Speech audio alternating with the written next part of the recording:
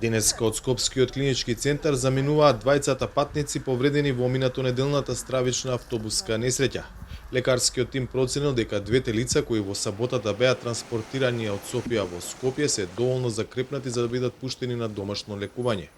Најавено е дека уште тројца од вкупно 7 хоспитализирани до крајот на денот со болнички транспорт ќе пристигнат од Бугарија. Веројатно тројцата ќе бидат иницијално задржани повторно на клиниката за пластична хирургија. Добро се осеќаат сега во овој момент сите кои што се таму, вклучувајќи ги овие тројца, значи може да издржат транспорт, добро се осеќа и оперираниот пациент. Тој веќе е вертикализиран и почнува да оди.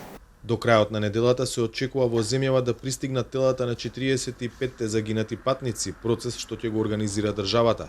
Во Бугарија во тек е нивна идентификација, откако викендов тимот бугарски обвинители ги презеде ДНК профилите од роднините на загинатите, записниците од изјавите на сведоците сослушани од обвинителството, како и предметот оформен во Министерството за транспорт и врски за лиценцата на Бесатранс, превозникот чиј автобус се запали во Бугарија.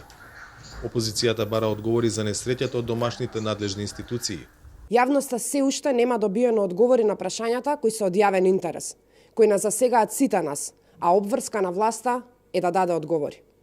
Јавноста заслужува да го добие одговорот на прашањето колку пати досега МВР пријавила недостатоци преку службени белешки до инспекторатот за автобусите на Бесатранс и зошто инспекторатот не направил вонреден инспекцијски надзор на Бесатранс.